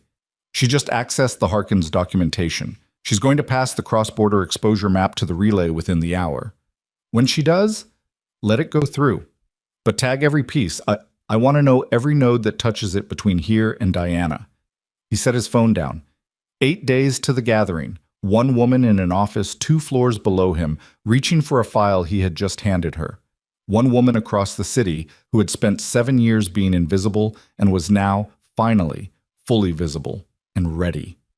And somewhere in the world, a dead woman was making preparations to walk into a room and watch everything she had built come to its conclusion. Adrian looked at the city through his office window. The same city, the same skyline, the same indifferent machinery moving below, and felt for the first time in 5 days something that was not dread and not desperation, but the cold, clarifying sensation of a man who finally understood the full dimensions of the fight he was in and had decided without reservation that he was not going to lose it. His phone lit up. Sarah. She's moving the Harkins map. Relay is live. We have the full node chain. Diana's location is in the chain. She's already in the city. Diana Voss had been dead for 15 years, and she had used every one of those years well. That was the thing Adrian kept returning to as Marcus laid out the location trace on the conference table at 6 a.m. on the morning of the gathering. The sheer productive efficiency of a woman who had chosen disappearance not as retreat, but as a working condition.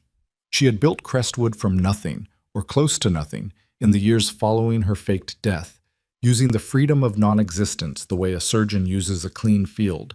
No interference, no history, no one looking at her hands. The node chain from Claire Ashton's relay had taken Sarah's team 4 days to fully map. What they found at the end of it was not a headquarters, not a compound, not any of the physical infrastructure Adrian's instincts would have reached for. Diana operated from movement, a rotation of 3 residences across 2 countries, none of them registered in any name with any connection to any entity that touched Crestwood directly. The city location Sarah had flagged was a serviced apartment in the Northeast Quarter, leased to a consulting firm that existed only on paper, on the 14th floor of a building with 4 exit routes and a private elevator that required a key card not issued by the building's management.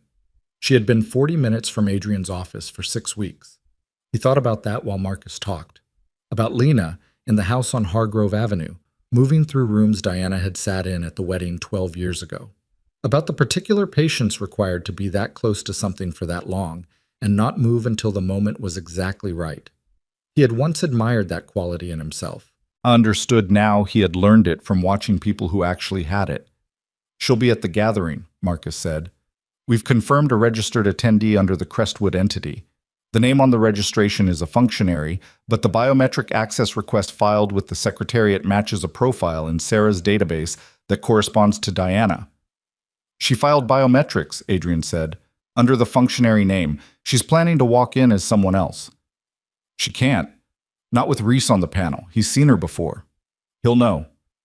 Unless she's banking on Reese not having grounds to object to an accredited attendee's presence before the panel convenes." Marcus paused. "By the time anyone formally identifies her, the session will have started. And once it starts, the protocols require it to run to conclusion," Adrian finished. He looked at the location map. "She wants to be in the room when the claim is adjudicated. She wants to watch it happen." "Personal," Marcus said. "Very." He stood up. "What time does the gathering open?" 9 a.m. Panel convenes at 10. "Then we have 3 hours." He looked at Marcus. "Get me a car, not the usual one, something she won't have in her file." Lena was already dressed when Adrian arrived at the Marlowe estate at 6:40 a.m. She opened the door herself. No staff, no security at the immediate entrance, just her, in a dark suit that fit her the way clothing fits someone who has stopped thinking about what they look like and started thinking about what they're walking into. She looked at him on the doorstep for a moment. "You found her location," she said. 14 floors up in the Northeast Quarter." He held out his phone with the address. "She's planning to walk into the gathering under a cover registration." Lena looked at the address. Something moved across her face. Not surprise, a more complex reaction, the expression of someone who had been tracking a shape in the dark for months and was now seeing it in full light and finding it both exactly what they expected and somehow still worse. "That building belonged to my father," she said quietly. Adrian looked at her. "He sold it in 2004. Diana was at the closing dinner." She handed the phone back. "She's been in that building before. She knows every exit." She turned back into the house. "Come in. Sarah has something you need to see before we leave." He followed her through the house, through rooms that were nothing like the Whitmore estate's curated grandeur, rooms that were used and lived in and layered with the accumulation of a family that had occupied the same space across generations. Books stacked in ways that suggested they were actually read. A coat thrown over a chair. A coffee cup on a windowsill that had left a ring on the paint. The operations room on the 3rd floor had 4 people in it. Sarah was at the center table, and she looked up when they walked in with the expression of someone who had been awake for 30 hours and had stopped noticing. "The dissolution claim documentation," Sarah said, without preamble. "We've been working the evidentiary basis. The 8 incidents Crestwood cited as unauthorized alliance activity during the inactive period." She turned a laptop to face them. "We found the problem." Adrian looked at the screen. 2 of the 8 incidents, Sarah said, are not documented in any record that Crestwood should have been able to access. The Bremer contract intervention and the final phase of the Harkins neutralization, those were conducted through channels that were entirely internal to the Marlowe infrastructure. Nothing touched any external system. There's no way Crestwood obtained that documentation through surveillance of your organization or ours. So how do they have it? Lena said. It wasn't a question. Her voice had gone very flat. Someone gave it to them. Sarah looked at Lena directly. Someone with access to internal Marlowe records. Someone inside this organization. The room absorbed that. Lena stood very still. Adrian watched her process it. Watched the stillness that he now understood was not calm, but the physical expression of a mind running very fast through a very specific set of possibilities, eliminating them one by one with the precision of someone who had trained themselves to think clearly inside the worst possible moments. How many people had access to those specific records? She said. 7, in the current organization. Sarah paused. And 3 from the previous operational period, before you withdrew. Before I withdrew. Lena's jaw tightened slightly. From 7 years ago. The access logs from that period show the Bremer documentation was reviewed twice by internal staff in the 6 months before you stepped back. One of those reviews was yours.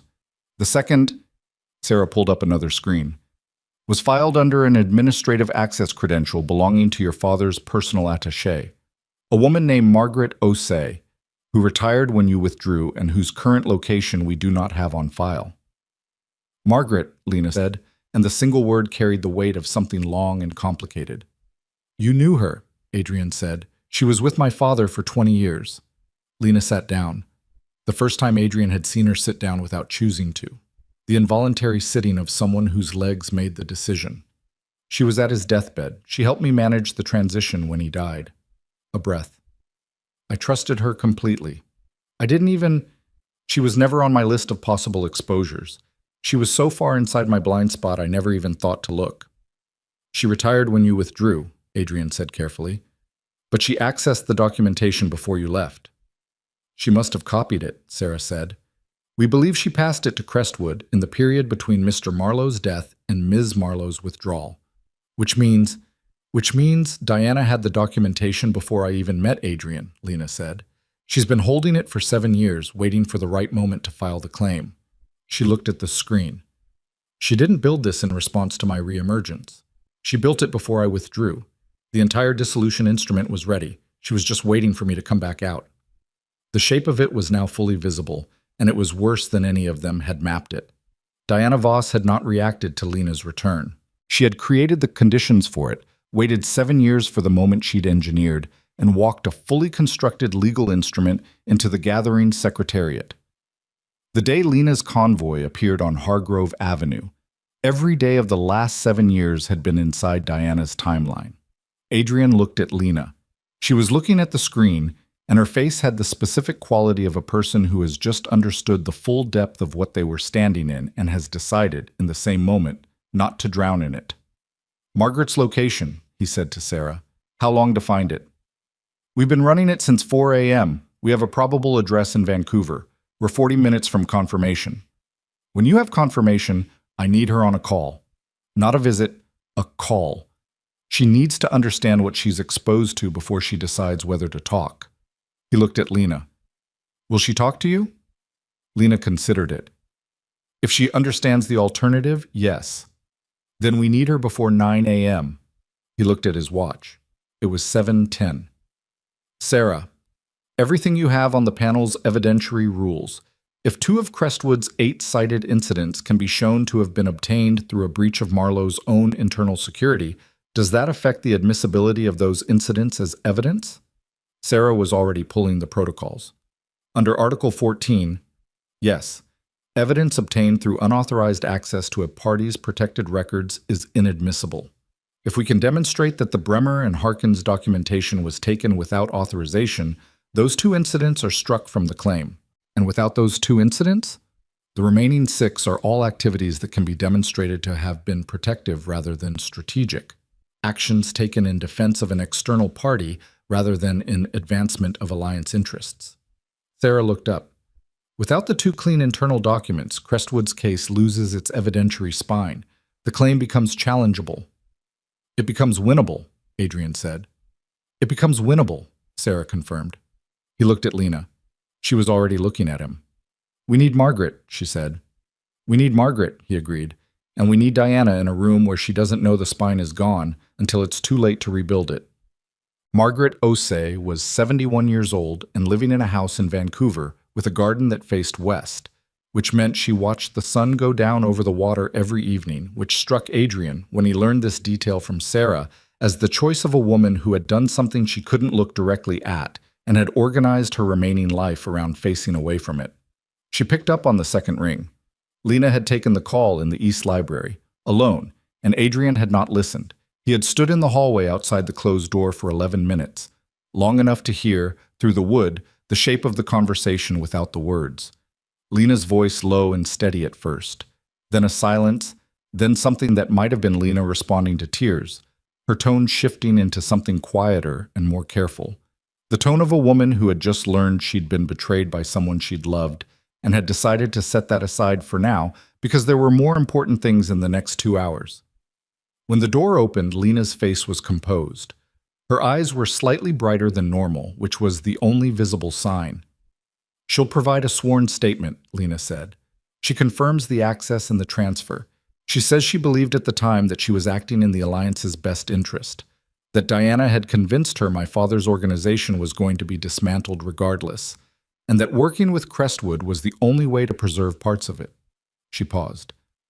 She didn't understand until years later what she had actually enabled. Will the statement hold under challenge? She's willing to appear remotely before the panel if required. She understands what she did and she's prepared to say so in front of anyone who needs to hear it. Sarah had the statement drafted and transmitted to the Secretariat's evidence clerk by 8:15 a.m. At 8:30, they left for the gathering. The venue was a building Adrian had never entered. A private conference facility registered to a historical society, its public face entirely unremarkable, its interior a different register entirely. Dark wood, high ceilings, the accumulated gravity of a space where consequential things had been decided for a long time. They arrived together. That was not incidental. Adrian had thought about this, about the optics of their arrival, about what it communicated to the people in this room who understood the language of such things. He had asked Lena, in the car, whether she wanted to enter separately. She had looked at him for a moment and then looked back out the window and said simply, "No." They walked in together, and the room, already populated with attendees who moved through it with the careful social grammar of people who knew each other's power and were continuously calibrating, absorbed their arrival in the way these rooms absorbed everything, with perfect surface composure and complete interior attention. Adrian felt the attention. He was accustomed to being watched in rooms. He was not accustomed to being watched in this particular way, the way you're watched when the fact of your presence is itself a statement, when walking through a door beside someone is a declaration. Holt materialized at Lena's elbow and murmured something. She nodded. "Reese is confirmed on the panel," she said quietly to Adrian. "The other 4 seats are filled. The session convenes in 20 minutes. And Claire Ashton?" She was met by Marcus at the building entrance. "She's been removed from the situation." A pause. She provided 3 names in exchange for a conversation rather than an alternative. 2 of them we already had. The third is the Crestwood legal representative who filed the claim. "Is that representative here?" "Yes." Lena's eyes moved across the room with the practiced scan of someone reading a crowd for specific objects. Near the east wall, gray suit, standing alone. He knows his evidentiary spine was filed against this morning. He received the Secretariat notification at 8:42. Adrian found the man. 50s, careful posture, the face of someone doing rapid calculations. The face of someone whose position had changed in the last hour and hadn't fully decided yet how to respond. "He's going to request a recess," Adrian said. "He's going to try." "Can Reese deny it?" Under the protocols, the presiding panel member can deny a recess request if the requesting party cannot demonstrate material grounds that were unavailable at filing. Lena's voice was level. The statement from Margaret was transmitted before the session. It was available. He just chose not to account for it because he didn't know it existed. "His problem," Adrian said. His problem, she agreed.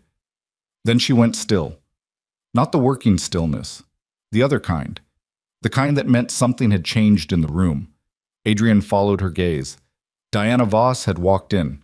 She was older than the last photograph in the file. 70 now, or close to it, with white hair cut short and the kind of posture that comes not from youth but from decades of deliberate maintenance. She wore charcoal. Nothing distinctive, nothing that called attention.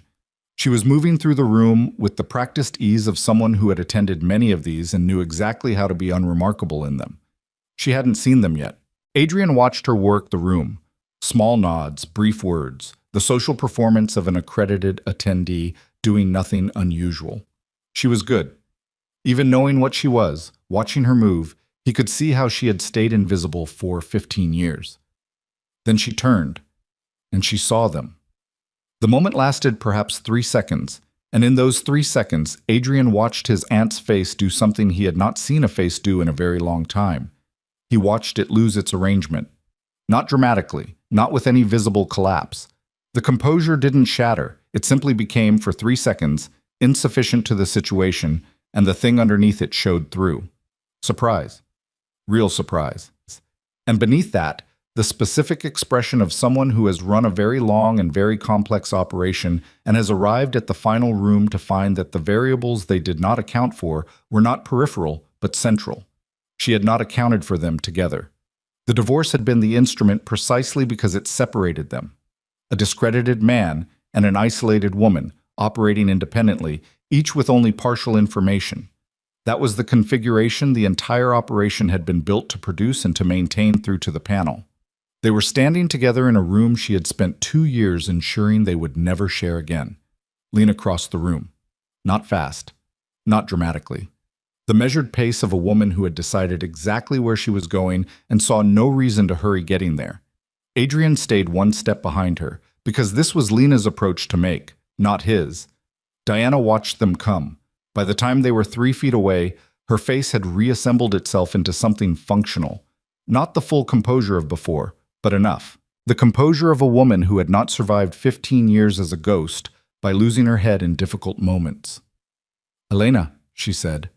Her voice was warm, which was somehow worse than hostility would have been. "Diana," Lena said. A pause. Diana's eyes moved to Adrian. Something complicated crossed her expression. "You look like your father," she said to him. "I know," Adrian said. "He would have found this—" She paused, selecting the word. "Ironic." "He would have found it predictable," Adrian said. "He warned me about organizations that moved the board instead of playing the pieces. I didn't know at the time he was describing one his own sister built." A muscle moved in Diana's jaw. "What I built was protection, for this family, for everything your father and I inherited that you were too busy dismantling." "You faked your death," Adrian said. "You built a shadow organization using my father's connections and my wife's family's infrastructure as leverage points. You placed an asset inside my organization, engineered the collapse of my marriage, and constructed a legal instrument designed to destroy the Marlowe alliance by using evidence stolen from them 17 years ago by a woman you manipulated." He kept his voice at the same conversational level throughout. "That's not protection. That's a long grudge with good logistics." Diana looked at him for a moment. Then she looked at Lena. "The statement," she said. "Margaret." "Yes," Lena said. "She loved your father." "I know. I didn't manipulate her. She believed what you needed her to believe," Lena said. "That's what manipulation is, Diana. It doesn't require force. It just requires that you understand what someone wants to be true and provide it to them." Her voice was not hard. It was something more wearing than hard. The voice of someone stating an old and painful fact. "My father trusted you. Margaret trusted you. You used both of them to build something that was never about protecting anyone except yourself." Diana looked at her for a long moment. "You don't know what I lost," Diana said. "No," Lena said. "And you don't know what I did. That was always the problem." The session bell sounded. Around them, the room began its movement toward the panel chamber. Diana stood between them and whatever she had planned for this morning, and she stood there knowing, Adrian could see the moment she completed the calculation, that the evidentiary spine was struck, that Margaret's statement was in the record, that Callum Reese was sitting on the panel, that the frame built to collapse Lena's credibility had been found and documented and would itself become evidence before the session ended. She had lost before she walked through the door. She simply hadn't known it yet. "You could leave," Lena said quietly, "before the session convenes. Whatever the panel does with the claim, your formal exposure isn't complete yet. There are proceedings that would take time. You could leave this room and I would not stop you." Adrian looked at her. Diana looked at her. "Why?" Diana said. "Because you were my father's sister," Lena said, "and because what you did came from something real, even if it became something wrong, and because I'm tired." The last sentence came out differently from the others. Not weaker, just stripped of performance. The plainly stated exhaustion of someone who had been carrying something for a very long time. "I'm tired of everything in my life being a war. If you walk out, the claim fails on the evidence and it's over. If you stay," she paused, "it's also over, but it costs more." Diana looked at her for a long time. Then she looked at Adrian. Whatever she was looking for in his face, or whatever she found there, she didn't say. She turned and walked toward the building's exit. Adrian watched her go. The panel session lasted 2 hours and 11 minutes. Without its evidentiary spine, the dissolution claim failed at the first substantive challenge. Reese presided with the contained efficiency of a man who had been waiting 11 years to sit in that chair again and had no intention of wasting the occasion. The Crestwood legal representative requested a recess twice and was denied twice. By the time the adjudication was formally complete, half the room already knew the outcome, and the other half had figured it out from the faces of the half that knew.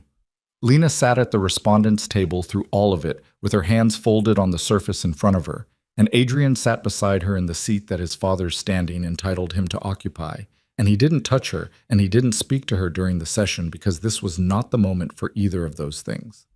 When the adjudication was read and the claim was formally dismissed, Lena sat still for a moment. Then she let out a breath. One breath, controlled at both ends, but real. They stood outside the building afterward in the ordinary afternoon light. The session had run past noon, and the city was going about itself with its usual indifference to the things that had been decided inside that building in the last 2 hours. Marcus was on the phone 10 feet away. Sarah's team was documenting. Holt was handling post-session filings.